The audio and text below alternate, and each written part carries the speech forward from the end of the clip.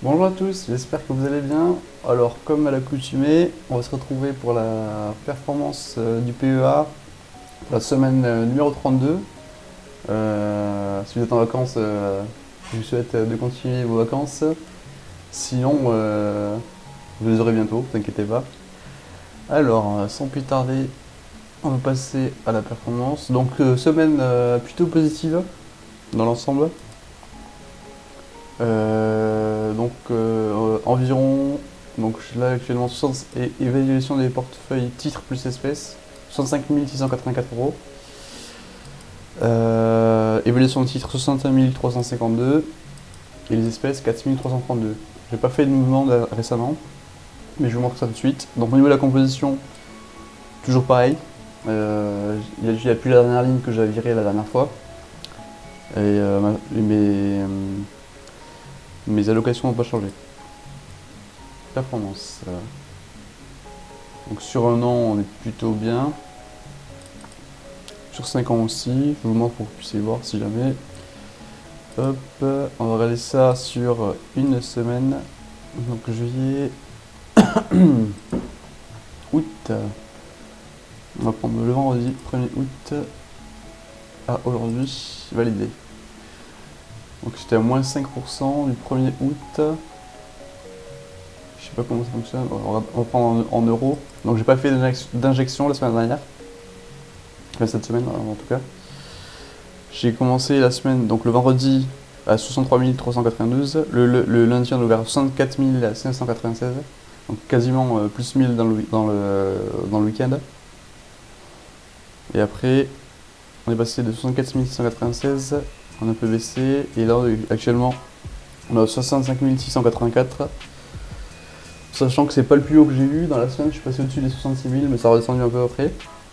Mais voilà, donc semaine à quasiment 2000, plus de 2400 balles, parce que ça a pas mal bougé. Donc voilà l'état actuel. Répartition, donc toujours pareil. Mon premier, donc 60% de mon allocation, c'est le Nasdaq en levier. 10% pour le CL2. Donc cette ligne, en fait, j'ai commencé à la construire parce que il se trouve que le Nasdaq en levier, commence à devenir cher. Donc actuellement, il est entre guillemets que à 1300. Mais quand il commencera à être à 2000, 3000, etc. dans les années qui vont suivre, je vais pas pouvoir, si je veux rentrer dessus fréquemment comme je le fais actuellement, moi c'est nécessaire, je vais pas pouvoir suivre le rythme. Parce que moi, je mets entre 700, en fonction des mois, j'essaie d'être régulier entre 700 et 1000 euros normalement. Et ça va pas suffire pour acheter une part. Donc le CL2 contient à peu près les mêmes entreprises en tête de liste, c'est mes entreprises favorites, mais ça contient aussi 400, ça contient en tout le MSCI américain contient 600 entreprises. Donc c'est du levier sur le marché américain, mais c'est beaucoup plus diversifié que ma première ligne. Voilà. Et après, comme d'hab, le S&P 500 qui est à 30% toujours. Pour l'instant, je la laisse parce que ça me permet de, comme je vous ai expliqué plusieurs fois, de réduire ma volatilité. Donc ça me fait dormir un peu plus tranquille entre guillemets, même si au final, je me rends compte que c'est pas forcément ça que je recherche. Je recherche plus la performance actuellement. Donc c'est une réflexion qui est en cours de mon côté. Voilà. Pour voir les mouvements vite fait, pour montrer. Vous voyez, je vous ai dit, j'avais fait des mouvements, pas cette semaine, la semaine d'avant. Depuis, j'ai rien fait. C'est juste les plus de 2400 euros, c'est que de la valo qui s'ajoutait quoi. Et voilà. Donc on va aller voir du côté des marchés. Donc CAC 40, on contrôle la CAC 40. Donc sur un jour, petite hausse. Donc l'été se passe normalement. Sur 5 jours, on a 2%, donc plutôt bien. Sur un mois, on est toujours en négatif, mais là, on a une petite phase de sursaut. Sur 6 mois, on est toujours en négatif. En year to date, on est quand même en positif. Donc positif cette année pour les marchés français, pour l'instant. Sur un an, on a 6%, donc c'est dans la moyenne de ce qui se fait. Et sur 5 ans, à 60%. Vous voyez, depuis 2023, on est sur des hausses qui sont quand même assez timoré, j'ai envie de dire. Donc c'est pour ça que donc, je prends le S&P. Sur un jour, 0,78, donc là le sursaut il est beaucoup plus prononcé. Mais c'est suite à en fait, ce qui se passe actuellement au niveau de la géopolitique mondiale, États-Unis versus le reste du monde. Ça on n'y peut rien, c'est comme ça que ça se passe, vous ne pourrez rien changer en fait, c'est comme ça. Il faut faire fi complètement de... Mais il faut quand même les considérer, mais essayez de faire fi de l'actualité, sinon vous vous lancez jamais, vous faites jamais rien de votre vie quoi. Après on peut toujours détecter des moments plus intéressants, je vais y venir après, je vais présenter un indice. Mais globalement il faut pas écouter l'actualité en fait, ça va vous tuer votre performance quoi. Sur un mois 2%, donc comparé au CAC 40 on est mieux. 6 mois on a 5%, en year to date on a 8,80. Donc que ce soit sur 6 mois, 1 mois, on est au-dessus du CAC 40 pour l'instant. Sur un an, vous voyez on a 20% sur un an glissant. Ce qui se passe actuellement aux États-Unis, c'est favorable pour les marchés américains. Il n'y a pas de discussion à avoir en fait, c'est comme ça. Vous pourrez débattre autant que vous voudrez, c'est la réalité. 5 ans 90%. Et vous voyez quand même, donc on a eu quand même entre 2020 et 2023 une phase stagnante, voire décroissante. Et vous voyez que depuis 2023, on est sur une hausse qui ne cesse d'augmenter quoi. Après du coup ça va durer jusqu'à quand, personne ne le sait. C'est que ça va faire comme ici, ça va monter, puis ça va redescendre un peu, puis ça remontera. Mais vous voyez bien que sur les périodes plus longues, 5 ans, c'est quasiment le double de vert, c'est incomparable. Le Nasdaq, un jour, donc là on est sur c'est pour ça que mon PEA, vu que je suis Nasdaq en levier, ça prend beaucoup. Un jour 95%, mais 0,95, pardon, 95%, on n'a pas doublé, n'inquiétez pas. Sur 5 jours, on a plus 2%, sur un mois plus 3%, sur 6 mois plus 8,50. C'est n'importe quoi ce qui se passe là. En year to date, donc moi en fait je me fais un peu assassiner par la volatilité, parce que la volatilité extrême quand on est sur les produits à levier, c'est pas bon pour nous. C'est mieux quand il y a moins de volatilité, ou alors qu'il y a une volatilité à la hausse, mais et qu'il y ait plus de clôture positive que de clôture négative. Donc s'il y a plus de clôture positive, en fait le bêta slippage qu'on vous dit ouais c'est pas bien, etc., il va aller même dans votre sens à vous. Et actuellement, donc, ce qui s'est passé les derniers mois, c'est que ça n'a pas été forcément positif pour les investisseurs.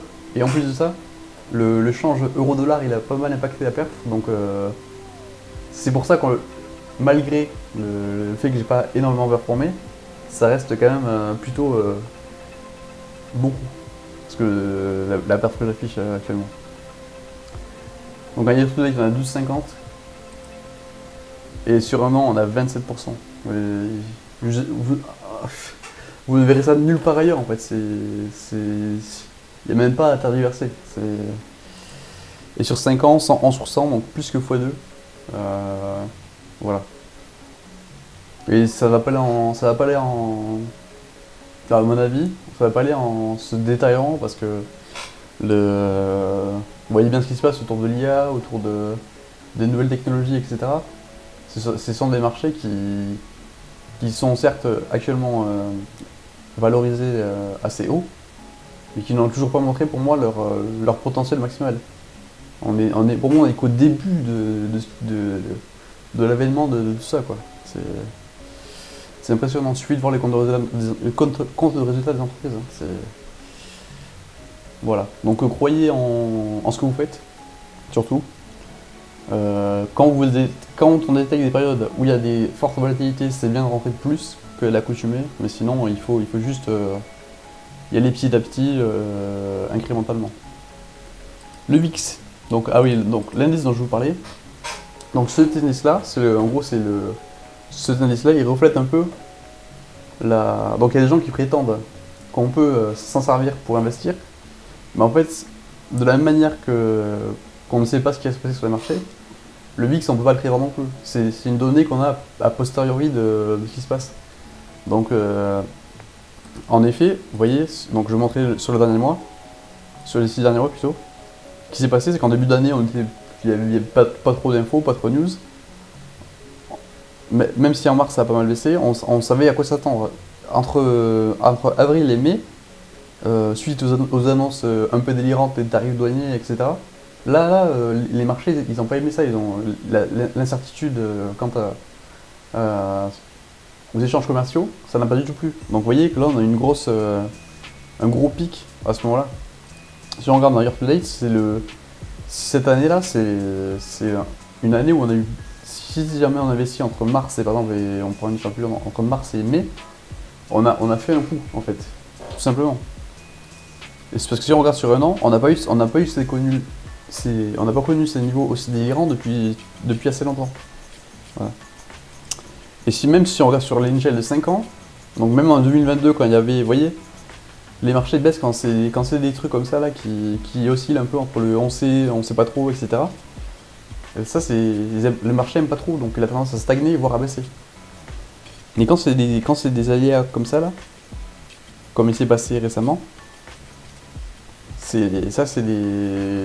le sait qu'à posteriori, mais ça c'est des opportunités qu'on a ratées, tout simplement.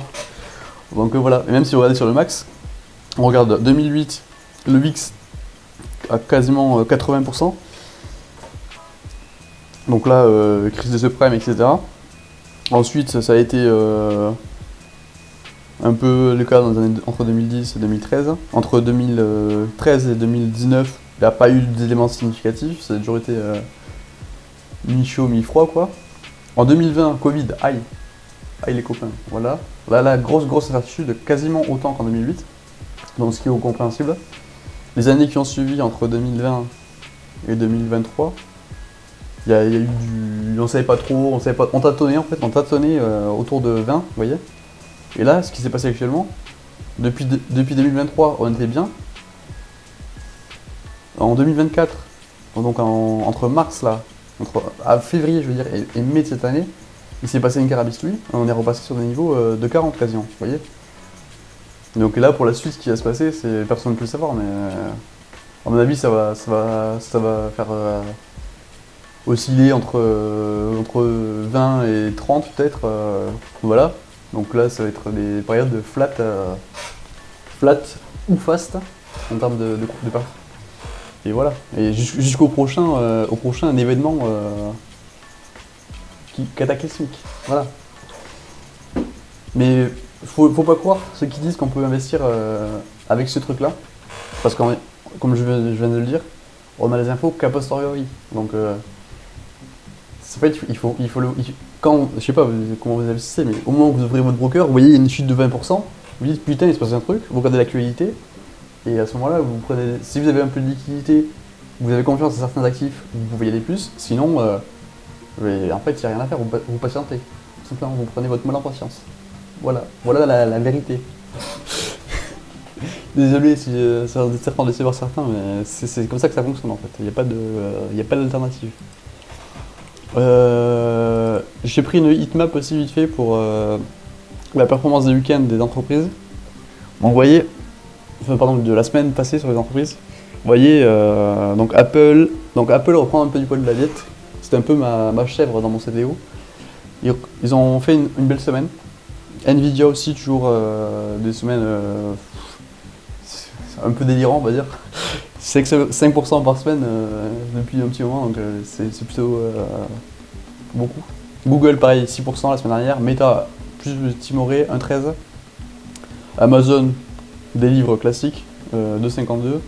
Tesla, plus 7%. Bon, je vais pas dire ce que j'en pense. Voilà, donc vous voyez, sur la heatmap, les plus grosses capitalisations, c'est en vert. Ça attire les marchés vers le haut. Terminé, il n'y a pas à discuter plus que ça. Voilà, donc moi je me dis, continuez. Donc j'espère que quand même que ma petite explication sur les VIX là, ça va vous faire un peu réfléchir. Et continuez votre été tranquillement. Planifiez un peu ce que vous voulez faire pour la suite. Et moi je vous dis à bientôt pour la suite du PEA, du CTO, et peut-être des vidéos à droite à gauche fonction de mes envies. Allez, salut!